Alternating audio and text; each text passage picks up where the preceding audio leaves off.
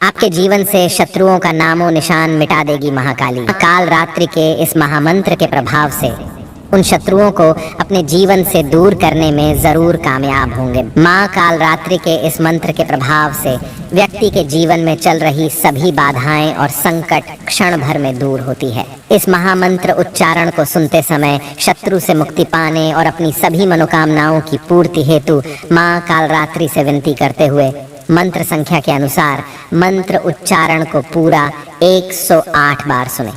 महाकाली आपके जीवन से सभी छंड मुंड और रक्त बीज जैसे शत्रुओं को बहुत जल्द दूर करके आपके जीवन में खुशियां भर देंगी।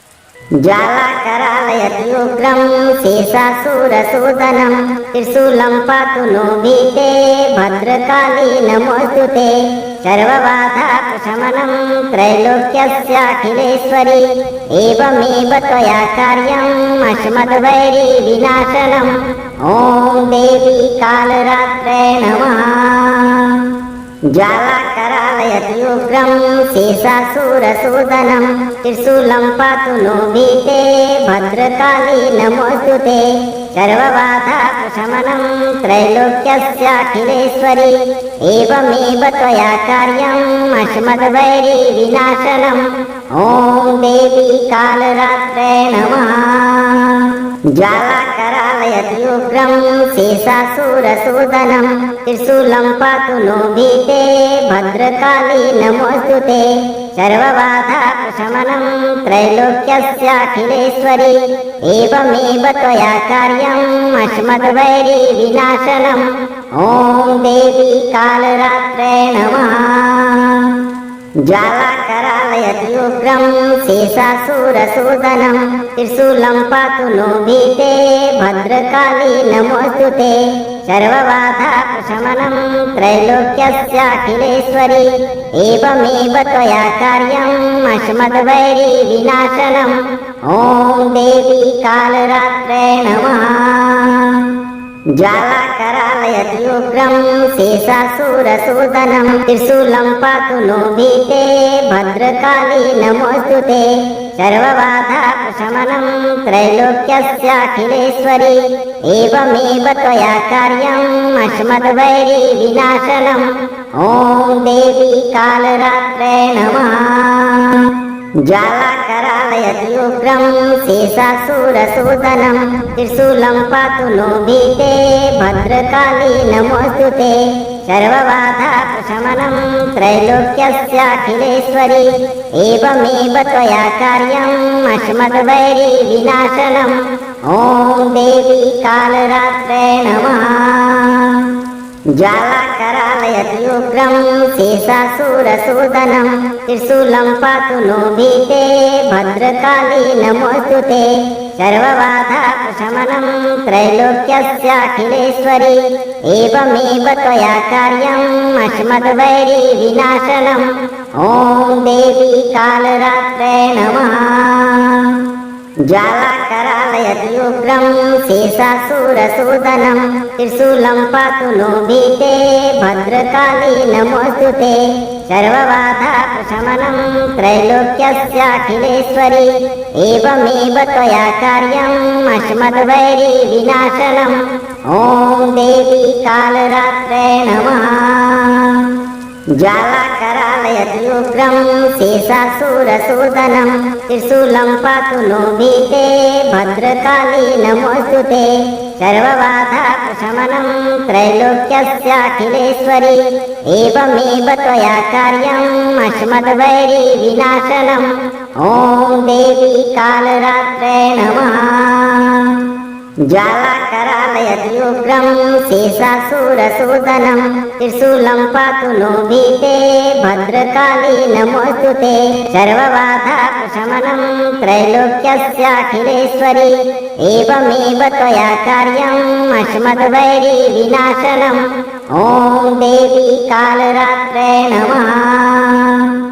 ज्वाला करालयति उग्रं शेषासुरसूदनं त्रिशूलं पातु नो भीते भद्रकाली नमोऽस्तुते सर्वबाधाप्रशमनं त्रैलोक्यस्याखिलेश्वरी एवमेव त्वया कार्यम् अस्मद्वैरी विनाशनम् ॐ देवी कालरात्रे नमः। ज्वालाकरालयति उग्रं शेषासुरसूदनं त्रिशूलं पातु नो भीते भद्रकाली नमोऽस्तु ते।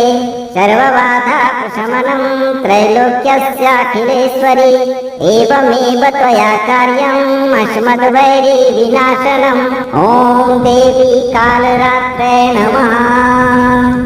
ज्वालाकरालयति उग्रं शेषासुरसूदनं त्रिशूलं पातु नो भीते भद्रकाली नमोऽस्तु ते। सर्वबाधाप्रशमनं त्रैलोक्यस्याखिलेश्वरी एवमेव त्वया कार्यम् अस्मद्वैरी विनाशनम्। ॐ देवी कालरात्रे नमः। ज्वालाकरालयति उग्रं शेषासुरसूदनं त्रिशूलं पातु नो भीते भद्रकाली नमोऽस्तु ते।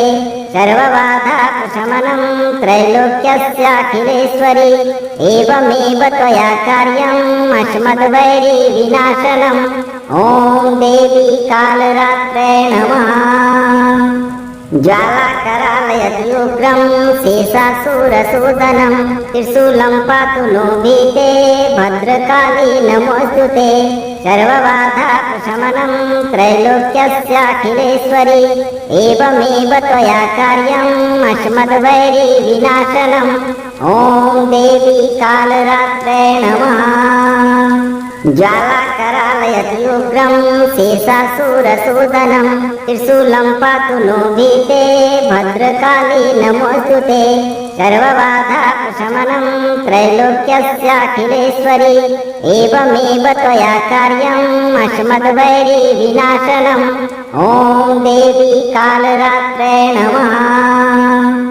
ज्वालाकरालयति उग्रं शेषासुरसूदनं त्रिशूलं पातु नो भीते भद्रकाली नमोऽस्तु ते। सर्वबाधाप्रशमनं त्रैलोक्यस्याखिलेश्वरी एवमेव त्वया कार्यम् अस्मद्वैरी विनाशनम्। ॐ देवी कालरात्रे नमः। ज्वालाकरालयति उग्रं शेषासुरसूदनं त्रिशूलं पातु नो भीते भद्रकाली नमोऽस्तु ते। सर्वबाधाप्रशमनं त्रैलोक्यस्याखिलेश्वरी एवमेव त्वया कार्यम् अस्मद्वैरी विनाशनम्। ॐ देवी कालरात्रे नमः। ज्वालाकरालयति उग्रं शेषासुरसूदनं त्रिशूलं पातु नो भीते भद्रकाली नमोऽस्तु ते। सर्वबाधाप्रशमनं त्रैलोक्यस्याखिलेश्वरी एवमेव त्वया कार्यम् अस्मद्वैरी विनाशनम्। ॐ देवी कालरात्रे नमः। ज्वालाकरालयति उग्रं शेषासुरसूदनं त्रिशूलं पातु नो भीते भद्रकाली नमोऽस्तु ते।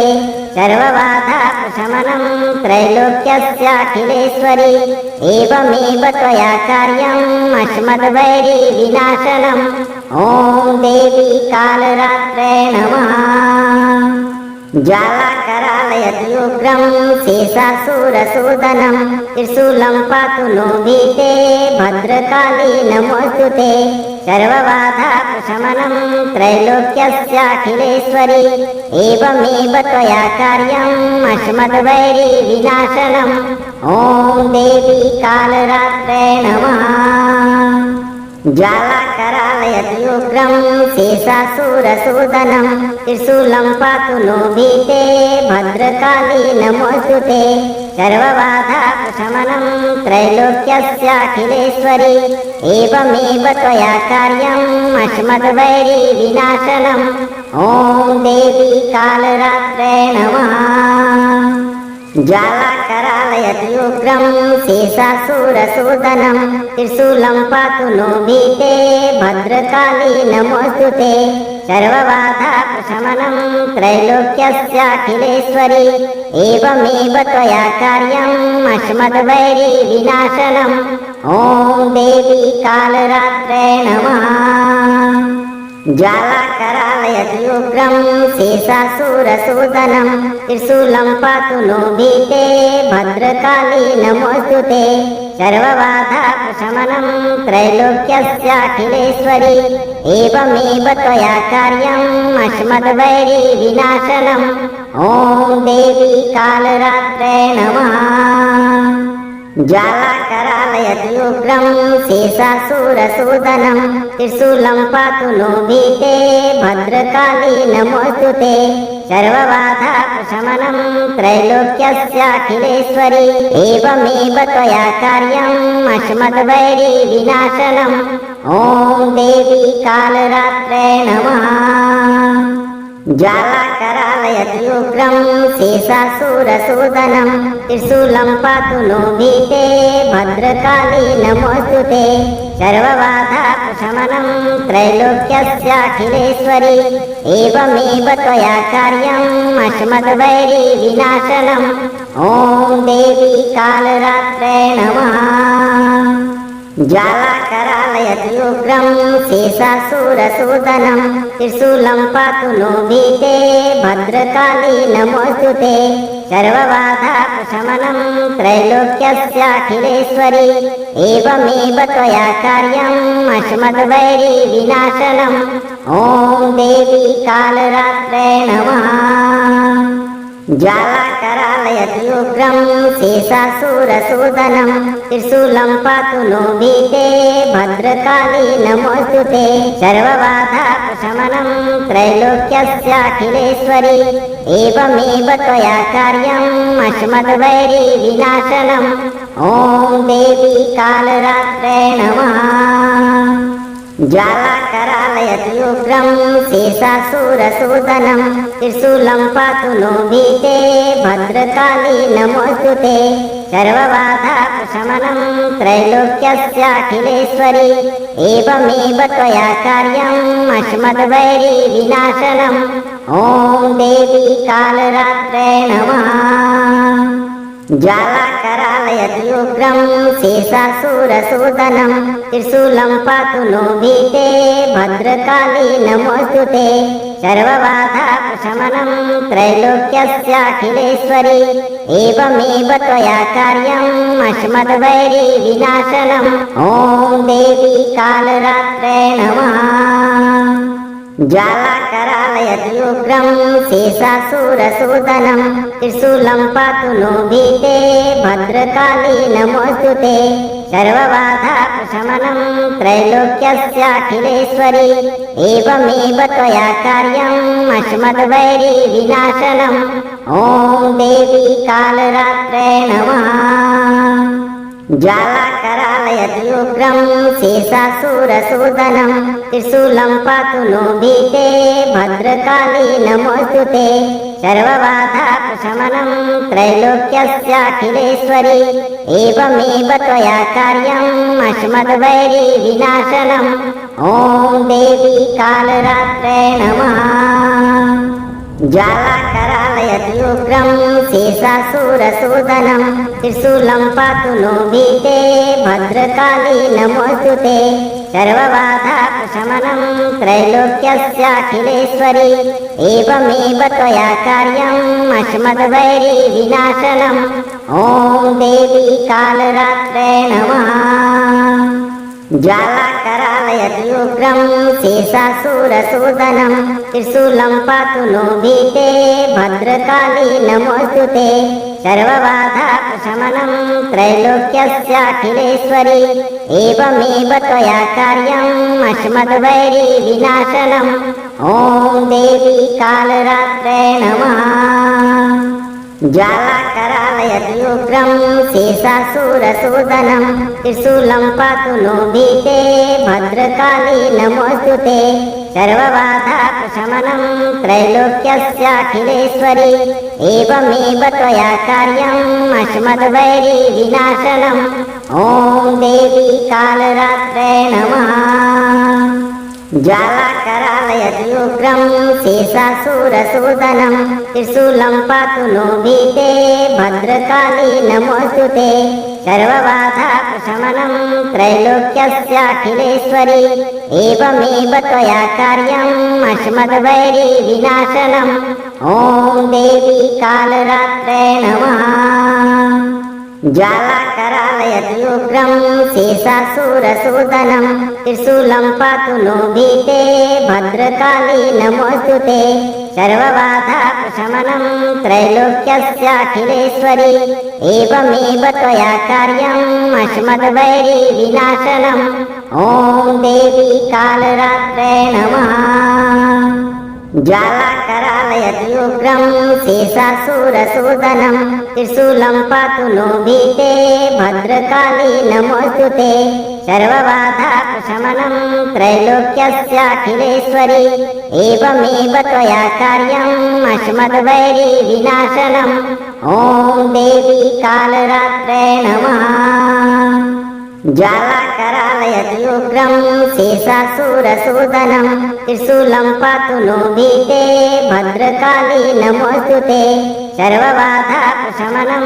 त्रैलोक्यस्याखिलेश्वरी एवमेव त्वया कार्यम् अस्मद्वैरी विनाशनम् ॐ देवी कालरात्रे नमः ज्वालाकरालयत्युग्रं शेषासुरसूदनं त्रिशूलं पातु नो भीते भद्रकाली नमोऽस्तु ते सर्वबाधाप्रशमनं त्रैलोक्यस्याखिलेश्वरी एवमेव त्वया कार्यम् अस्मद्वैरी विनाशनम् ॐ देवी कालरात्रे नमः ज्वालाकरालयत्युग्रं शेषासुरसूदनं त्रिशूलं पातु नो भीते भद्रकाली नमोऽस्तु ते सर्वबाधाप्रशमनं त्रैलोक्यस्याखिलेश्वरी एवमेव त्वया कार्यम् अस्मद्वैरी विनाशनम् ॐ देवी कालरात्रे नमः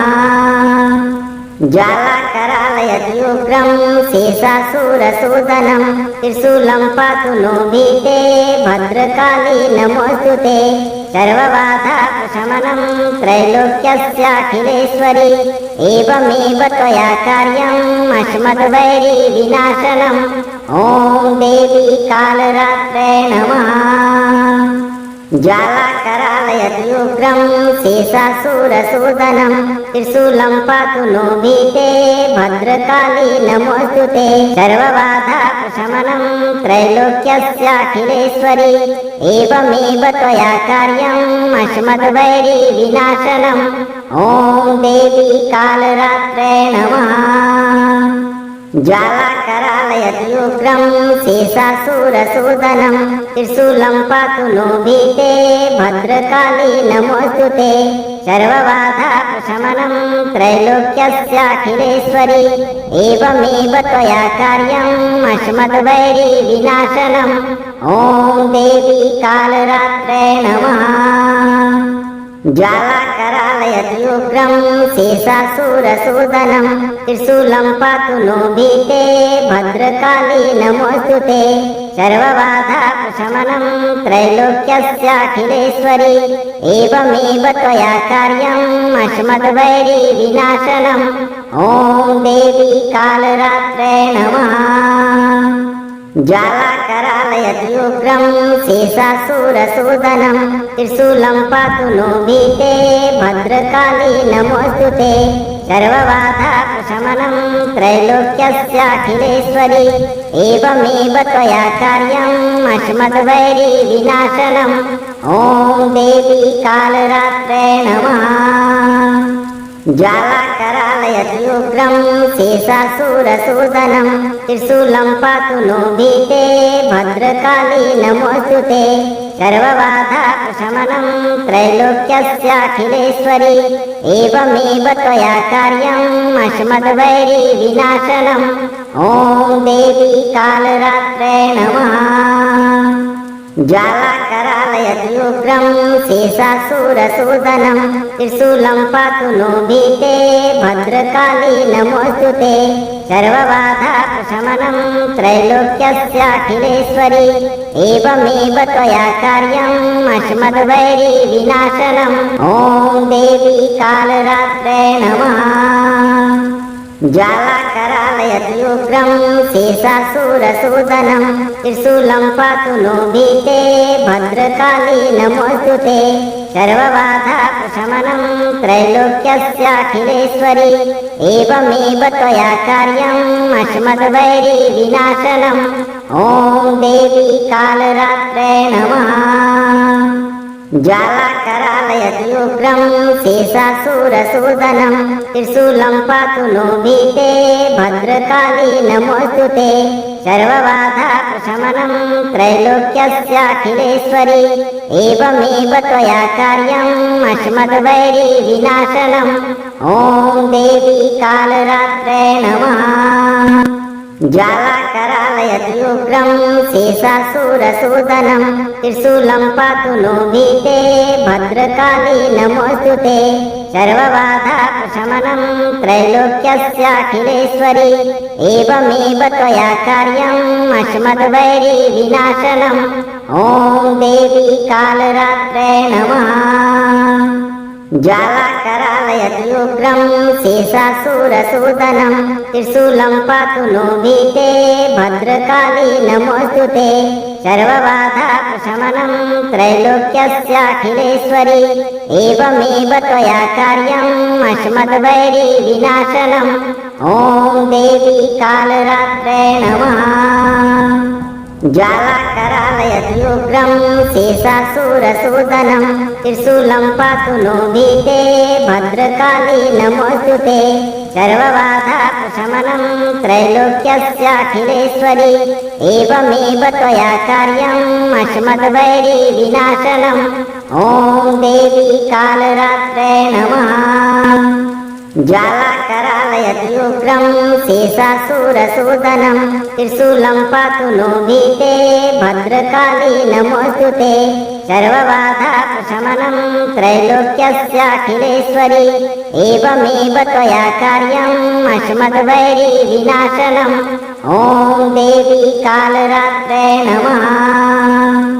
ज्वालाकरालयति उग्रं शेषासुरसूदनं त्रिशूलं पातु नो भीते भद्रकाली नमोऽस्तु ते सर्वबाधाप्रशमनं त्रैलोक्यस्याखिलेश्वरी एवमेव त्वया कार्यम् अस्मद्वैरी विनाशनम् ॐ देवी कालरात्रे नमः।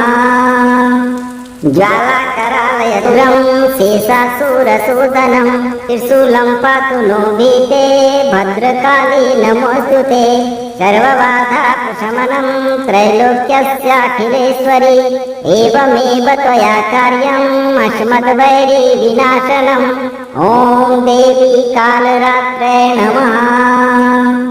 ज्वालाकरालयति उग्रं शेषासुरसूदनं त्रिशूलं पातु नो भीते भद्रकाली नमोऽस्तु ते सर्वबाधाप्रशमनं त्रैलोक्यस्याखिलेश्वरी एवमेव त्वया कार्यम् अस्मद्वैरी विनाशनम् ॐ देवी कालरात्रे नमः। ज्वालाकरालयति उग्रं शेषासुरसूदनं त्रिशूलं पातु नो भीते भद्रकाली नमोऽस्तु ते सर्वबाधाप्रशमनं त्रैलोक्यस्याखिलेश्वरी एवमेव त्वया कार्यम् अस्मद्वैरी विनाशनम् ॐ देवी कालरात्रे नमः। ज्वालाकरालयति उग्रं शेषासुरसूदनं त्रिशूलं पातु नो भीते भद्रकाली नमोऽस्तु ते सर्वबाधाप्रशमनं त्रैलोक्यस्याखिलेश्वरी एवमेव त्वया कार्यम् अस्मद्वैरी विनाशनम् ॐ देवी कालरात्रे नमः। ज्वालाकरालयति उग्रं शेषासुरसूदनं त्रिशूलं पातु नो भीते भद्रकाली नमोऽस्तु ते सर्वबाधाप्रशमनं त्रैलोक्यस्याखिलेश्वरी एवमेव त्वया कार्यम् अस्मद्वैरी विनाशनम् ॐ देवी कालरात्रे नमः।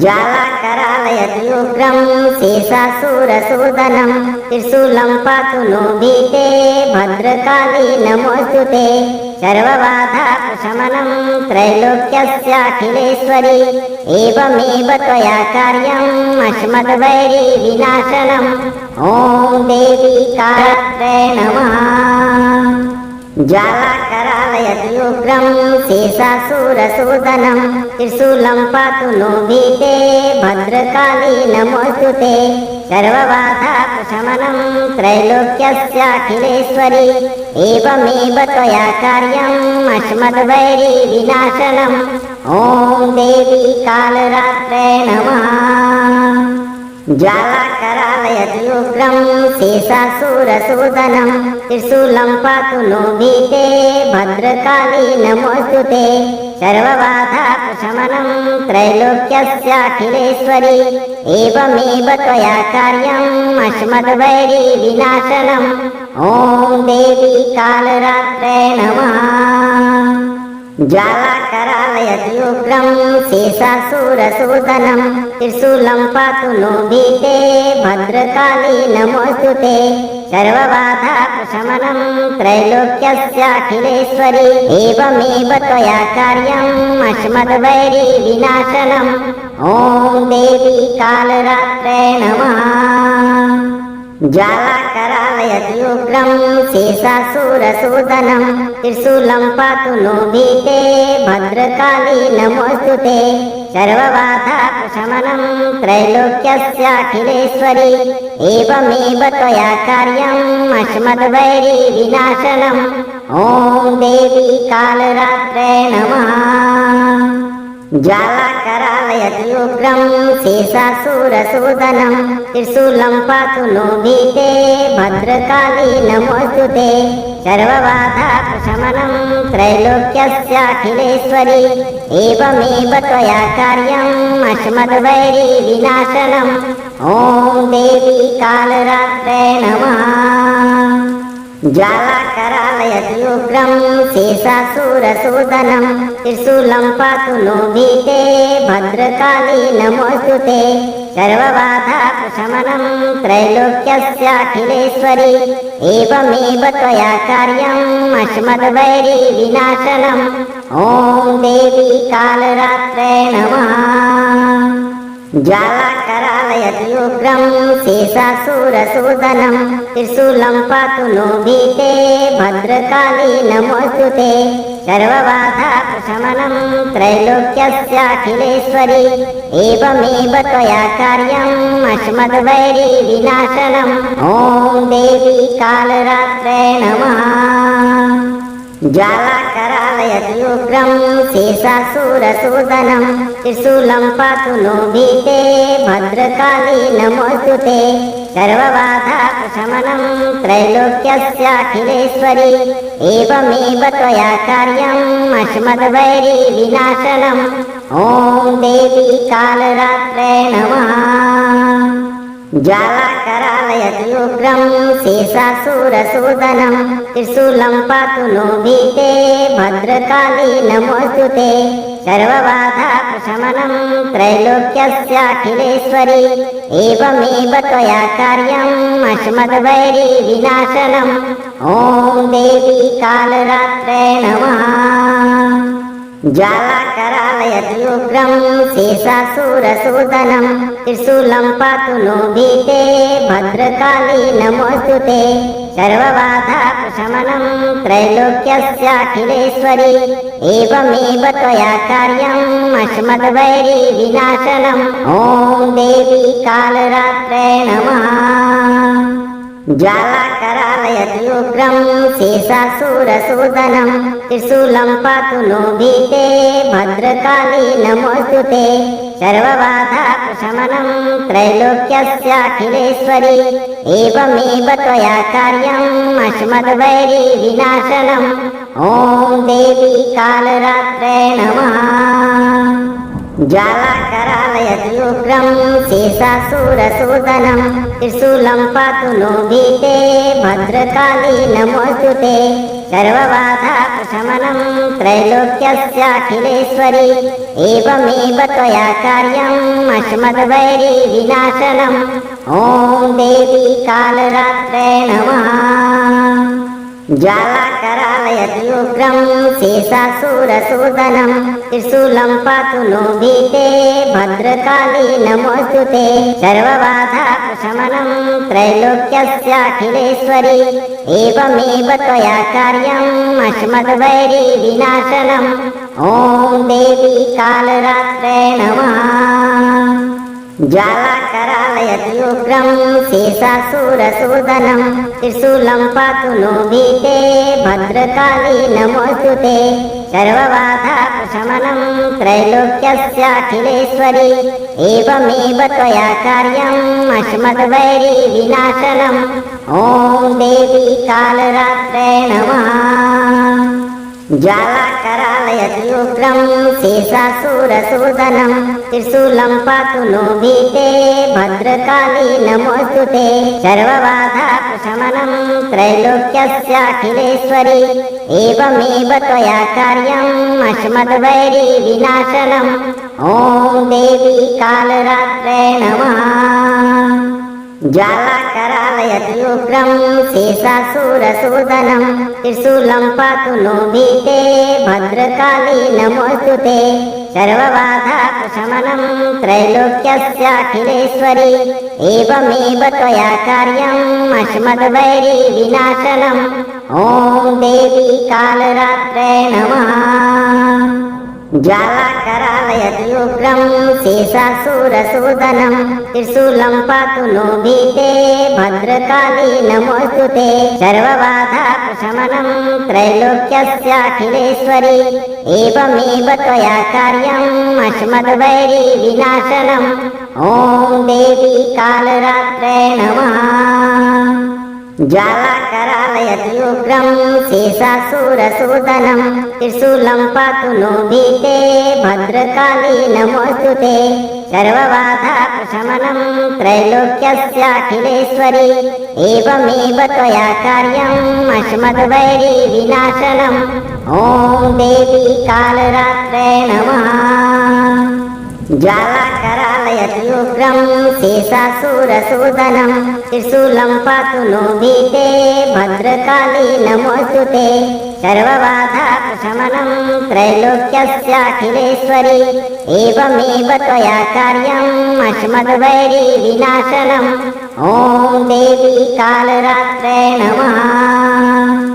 ज्वालाकरालयति उग्रं शेषासुरसूदनं त्रिशूलं पातु नो भीते भद्रकाली नमोऽस्तु ते सर्वबाधाप्रशमनं त्रैलोक्यस्याखिलेश्वरी एवमेव त्वया कार्यम् अस्मद्वैरी विनाशनम् ॐ देवी कालरात्रे नमः ज्वालाकरालयति उग्रं शेषासुरसूदनं त्रिशूलं पातु नो भीते भद्रकाली नमोऽस्तु ते सर्वबाधाप्रशमनं त्रैलोक्यस्याखिलेश्वरी एवमेव त्वया कार्यम् अस्मद्वैरी विनाशनम् ॐ देवी कालरात्रे नमः ज्वालाकरालयति उग्रं शेषासुरसूदनं त्रिशूलं पातु नो भीते भद्रकाली नमोऽस्तु ते सर्वबाधाप्रशमनं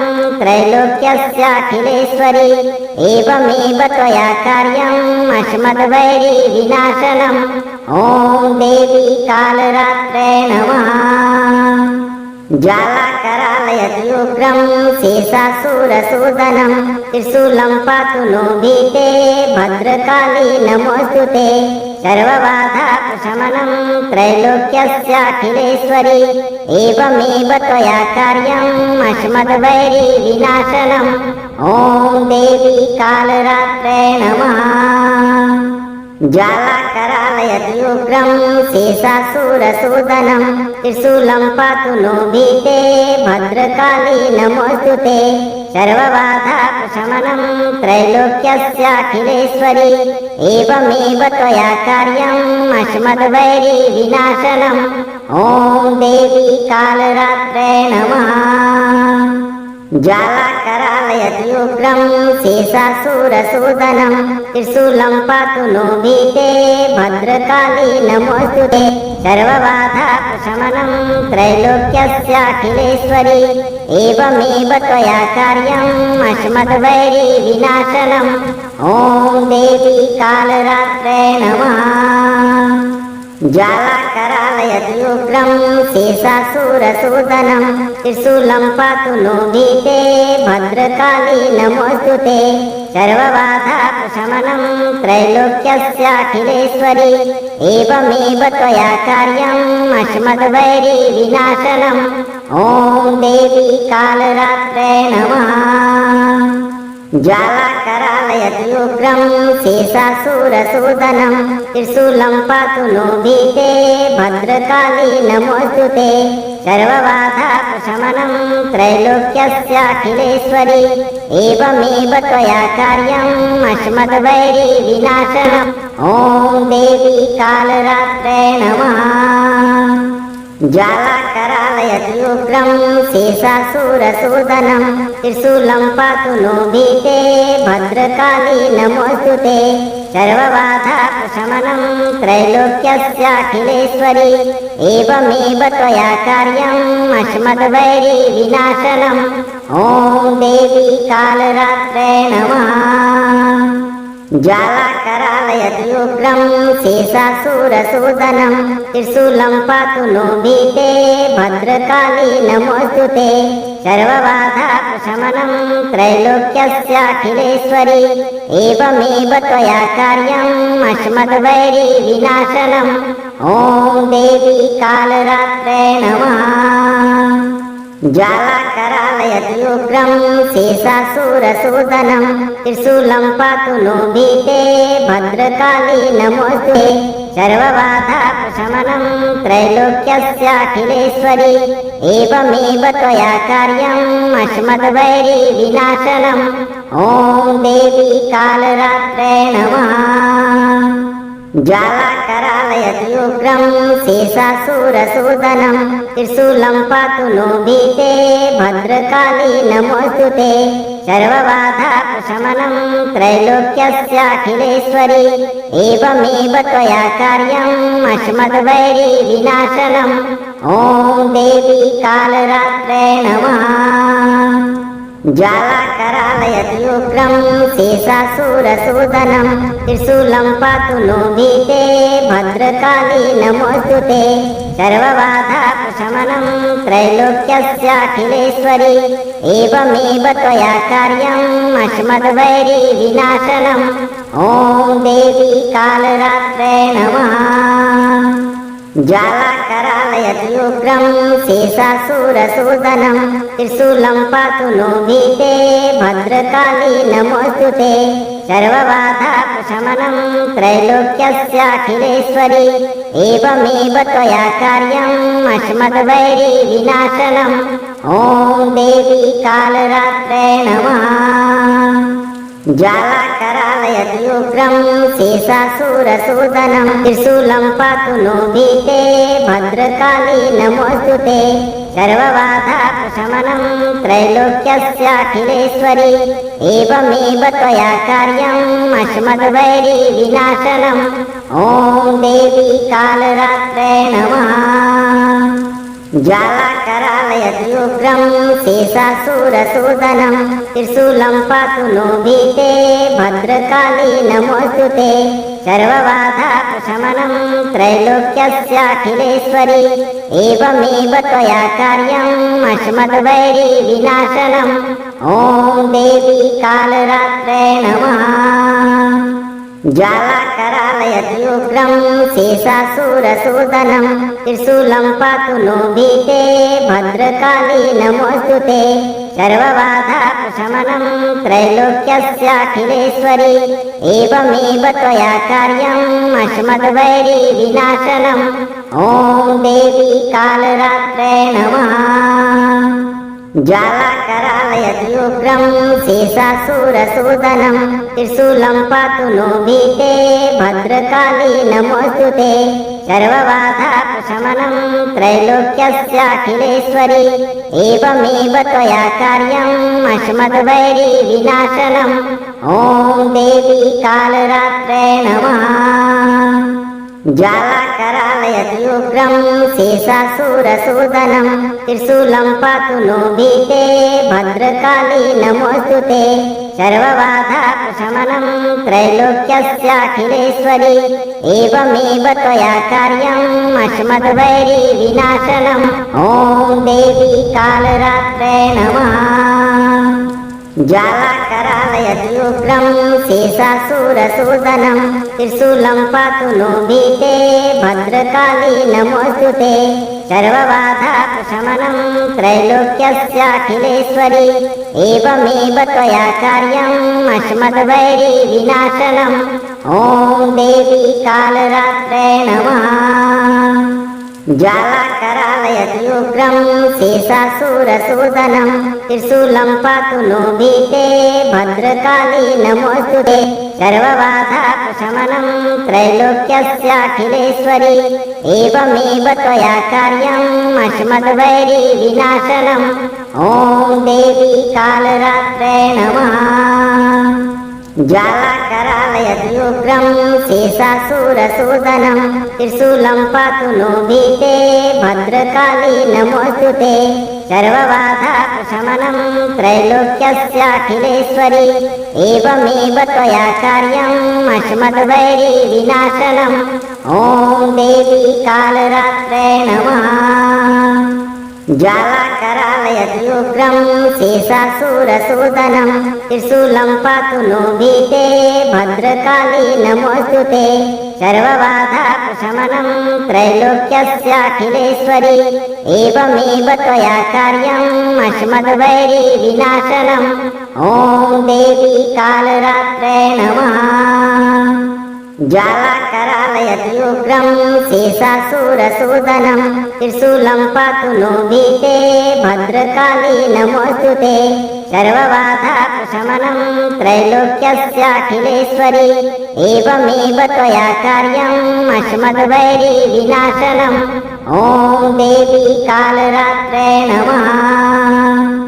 ज्वालाकरालयत्युग्रं शेषासुरसूदनं त्रिशूलं पातु नो भीते भद्रकाली नमोऽस्तु ते सर्वबाधापशमनं त्रैलोक्यस्याखिलेश्वरी एवमेव त्वया कार्यम् अस्मद्वैरी विनाशनम् ॐ देवी कालरात्रे नमः।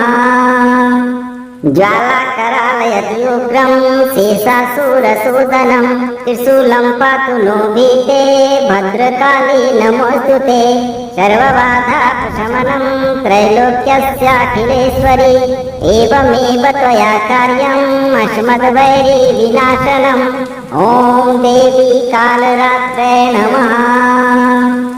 ज्वालाकरालयत्युग्रं शेषासुरसूदनं त्रिशूलं पातु नो भीते भद्रकाली नमोऽस्तु ते सर्वबाधापशमनं त्रैलोक्यस्याखिलेश्वरी एवमेव त्वया कार्यम् अस्मद्वैरी विनाशनम् ॐ देवी कालरात्रे नमः। ज्वालाकरालयत्युग्रं शेषासुरसूदनं त्रिशूलं पातु नो भीते भद्रकाली नमोऽस्तु ते सर्वबाधापशमनं त्रैलोक्यस्याखिलेश्वरी एवमेव त्वया कार्यम् अस्मद्वैरी विनाशनम् ॐ देवी कालरात्रे नमः। धैर्य रखें और सही कर्म करें। मां दुर्गा आपके सभी कष्टों का निवारण अवश्य करेंगी।